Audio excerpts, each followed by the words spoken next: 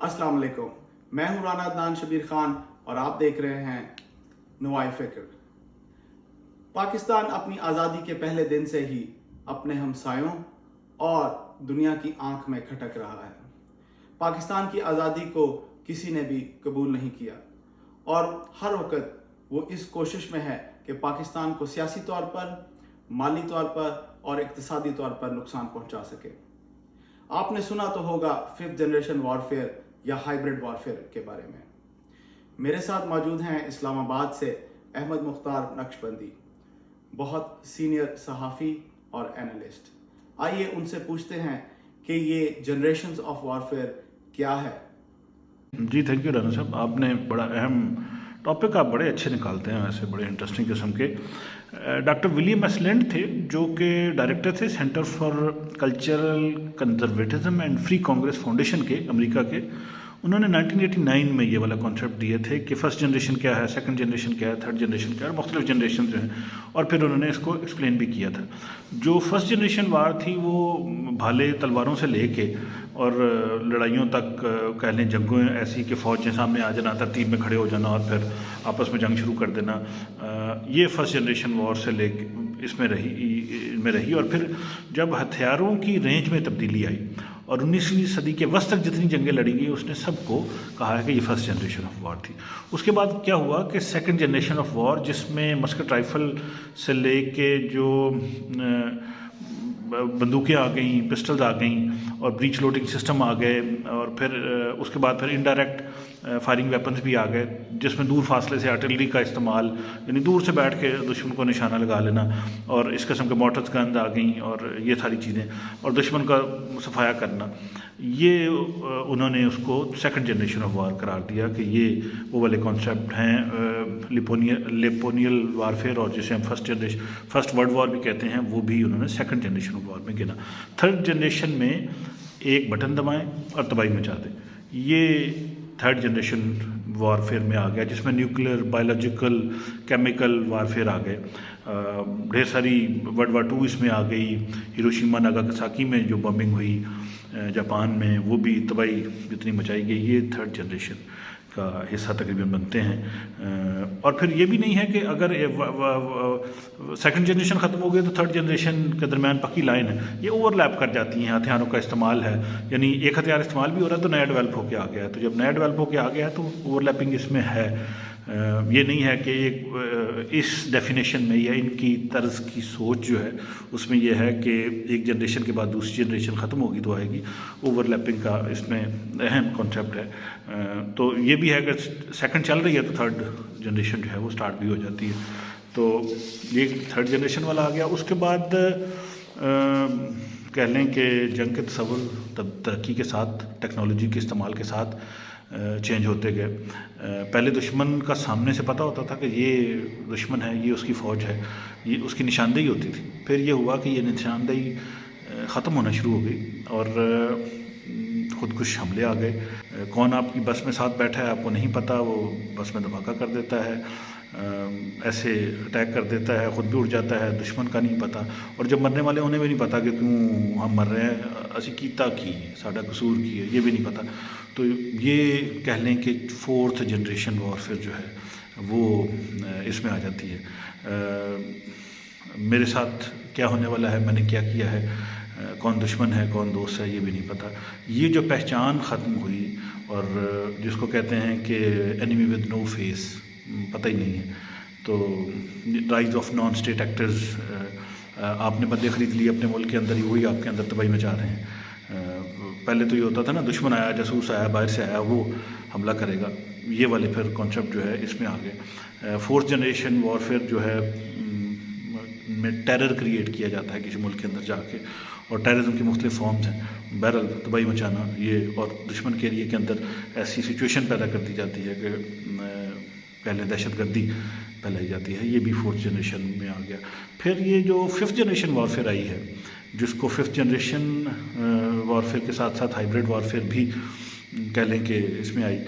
اس میں دو امپورٹنٹ چیزیں جو ہیں، ایک پروپیگنڈے کا استعمال اور دوسرا فالز انفارمیشن یا ٹوسٹڈ انفارمیشن جو ہے کس طریقے سے پھیلانی ہے، کس طریقے سے میڈیا کو قابو کرنا ہے، اس میں کہانیاں فٹ کرنی ہیں اور لوگوں کو یقین دلانا ہے کہ یہ چیز ایسے ہی ہے جو جس کا تصور ہی نہ ہو، جو بیسیکلی غلط ہو، لیکن جس کی مثالیں آپ مجھ سے بہتر جانتے ہیں اور شاید آپ کچھ اس میں بتائیں بھی کہ ممالک کو بدنام کرنا، کسی تصور کے خلاف ایسے چلنا کہ جیسے وہ ہے ہی نہیں، ایسی انفارمیشن دینا جس کا کوئی پتہ ہی نہیں ہے۔ اس میں استعمال اور بھی طریقوں کا ہے، فار ایگزامپل FATF ہے جس کو پاکستان کے خلاف بڑا استعمال کیا گیا، ورلڈ بینک IMF ہے جن کو اس طریقے سے کسی نہ کسی طریقے سے یوز کیا جاتا ہے ملکوں کو لیٹ ڈاؤن کرنے کے لیے، ان کی فائنینشیل اسٹرینتھ جو ہے اس کو ویک کرنے کے لیے، جیسے پاکستان میں ہوا۔ پاکستان دیکھیں کچھ سال پہلے تک پاکستان $300 بلین کی اکانومی کراس کر گیا تھا، وہ ڈالر کی ویلیو جیسے بڑھتی ہے ہم پھر واپس آ جاتے ہیں۔ تو ہم پچھلے کئی سالوں پچھلے 7-8 سالوں سے ہم جو ہماری اکانومی ہے $300 بلین سے اوپر جاتی ہے، پھر واپس آ جاتی ہے، پھر اوپر جاتی ہے، پھر واپس آ جاتی ہے ڈالر کی ویلیو کی وجہ سے۔ تو یہ گیم بھی ہمارے ساتھ جو ہے نا کسی طریقے سے کھیلی۔ 5th جنریشن کے ساتھ پھر ہائبریڈ وارفیئر بھی آ گئی، ٹیکنیکل، ملٹری، ڈپلومیٹک جو مختلف طریقے تھے ان کو فوجی اور نان فوجی میئرز آپ کہہ لیں کہ اس میں استعمال کیے گئے۔ سائبر اٹیکس ہیں، پراکسی وارز ہیں۔ پراکسی وارز یہ ہوتا ہے کہ دو مختلف ممالک ہیں، فار ایگزامپل امریکہ اور چین ہیں، دونوں ایک دوسرے کے نظریاتی طور پہ خلاف ہیں، اور وہ کیا کرتے ہیں کسی تیسرے ملک میں جا کے دو مختلف فورسز کو سپورٹ کرنا شروع کر دیتے ہیں۔ وہ فورسز آپس میں لڑ رہی ہیں، دونوں کو پیچھے سپورٹ آ رہی ہے، جیسے افغانستان میں کسی دور میں مشہور تھا کہ رشید دوستم کو فلاں ملک سپورٹ کر رہا ہے، طالبان کو فلاں کر رہا ہے اور فلاں فورس کو فلاں کر رہا ہے۔ تو یہ اس قسم کی جو ہے وہ پراکسی وارفیئرز۔ اچھا، پھر یہ کہہ لیں کہ کووڈ کے بارے میں بڑا کہا گیا کہ کووڈ جو ہے ایون یہ بھی ہائبریڈ وارفیئر جو ہے، اس میں بایولوجیکل ٹولز جو ہیں وہ یوز کیے گئے ہیں۔ تو یہ اکنامک سینکشنز لگا دینا، تو اس قسم کی کہہ لیں کہ یہ جو تصورات ہیں یہ ہائبریڈ اور پھر 5th جنریشن وارفیئر میں آ جاتے ہیں۔ عراق میں صدام کو ہٹانا، کرنل قذافی کو لیبیا میں ہٹانا، یہ بھی سارے اسی مڈل ایسٹ میں خاص طور پہ ان تمام کا استعمال کیا گیا۔ جی رانا صاحب۔ پریزیڈنٹ براک اوباما نے اسٹینفورڈ یونیورسٹی سائبر سینٹر میں تقریر کرتے ہوئے کیا کہا، آئیے سنتے ہیں۔ You just have to flood a country's public square with enough raw sewage. You just have to raise enough questions, spread enough dirt, plant enough conspiracy theorizing that citizens no longer know what to believe. Once they lose trust in their leaders, in mainstream media, in political institutions, in each other, in the possibility of truth, the game's won.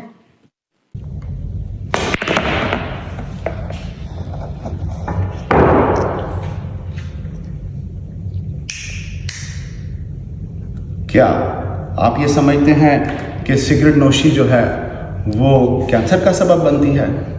Professor ٹیرن لوینسکی Harvard میں research کرتے ہیں اور کہتے ہیں کہ 99.99% جو cancer سے لوگ مرتے ہیں وہ کینسر ان کے DNA میں موجود ہوتا ہے۔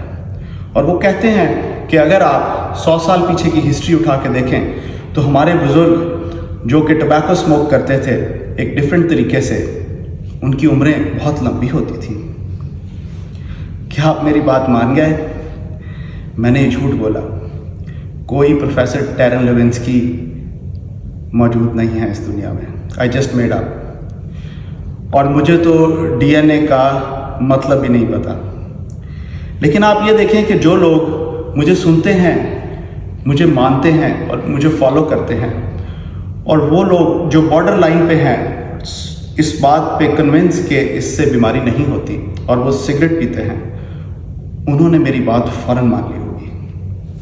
خواتین و حضرات، اس طرح آپ لوگوں کو غلط سائٹ پہ نیگیٹیوٹی کی طرف کنونس کرتے ہیں میڈیا کے ذریعے۔ قائد اعظم کے الفاظ ہیں، ذرا میں اونچی بول رہا ہوں تاکہ اگر کسی کے کان میں میل ہے تو وہ ذرا میل نکال کے سن لے اچھی طرح۔ پھر دوبارہ سناتا ہوں قائد اعظم محمد علی جناح نے کیا کہا تھا۔ انہوں نے کہا تھا کہ مت بھولیں، ویسے آپ میں سے سب کے دفاتر میں ان کی تصاویر لگی ہوئی ہوتی ہیں، تو اس لیے ذرا ان کی طرف دیکھیں اور غور سے میرے الفاظ سنیں اور سوچیں کہ قائد اعظم محمد علی جناح نے یہ کہا تھا کہ مت بھولیں کہ مسلح افواج قوم کی ملازم ہیں، آپ قوم کی پالیسی نہیں بناتے، पॉलिसियां बनाना सिविलियंस का काम है और आप वही काम करें जो आपके सपुर्द किया गया हो या आपकी ड्यूटी लगाई गई हो। इमरान रियाज साहब, आप भी अपनी कानों की मैल निकाल लें और दिमाग की बत्तियां रोशन कर लें। कायदे आज़म ने कभी कोई ऐसी तकरीर नहीं की जिसका मतन ऐसा हो जैसा कि आप कह रहे हैं। कायदे आज़म की तमाम तकारीर किताबी शक्ल में मौजूद हैं और जिस तकरीर का रेफरेंस आप दे रहे हैं वो ऑनलाइन भी मौजूद है, और अगर आप कहते हैं तो मैं command and staff college Quetta से उसकी आपको कॉपी भी मंगवा दूंगा। लेकिन खुदा, अवाम को बेवकूफ़ बनाना और अवाम के दिल में फ़ौज के लिए नफ़रत पैदा करना छोड़ दें, बल्कि झूठ बोलना छोड़ ही दें।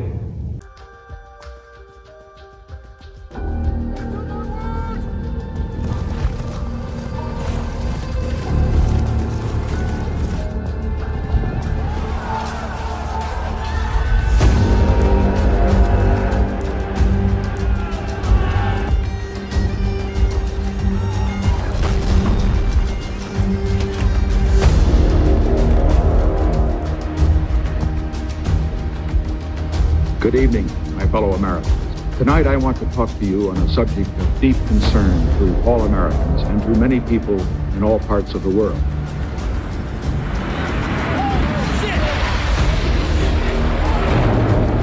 Put your hands up and come outside. Come outside. Everybody in the house needs to come outside.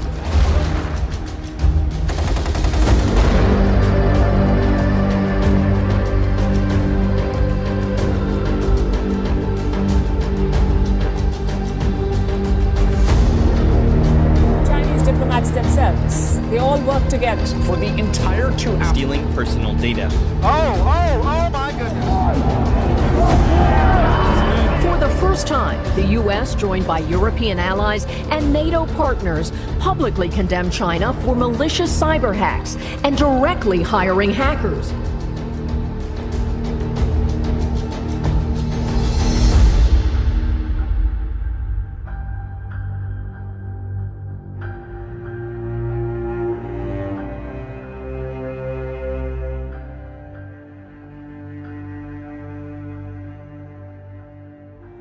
Pakistan में इस वक्त सोशल मीडिया पर हाइब्रिड वॉरफेयर का बाजार गर्म है।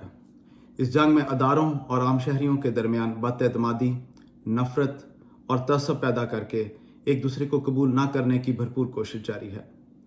इस प्रोग्राम के अगले हिस्से में हम इस पर तफसीली बातचीत करेंगे। जब तक आपसे इजाज़त चाहूँगा प्रोफेसर इशफाक अहमद की इस दुआ के साथ, अल्लाह आपको आसानियाँ नसीब फरमाए और आसानियाँ तकसीम करना नसीब फरमाए। अस्सलाम वालेकुम।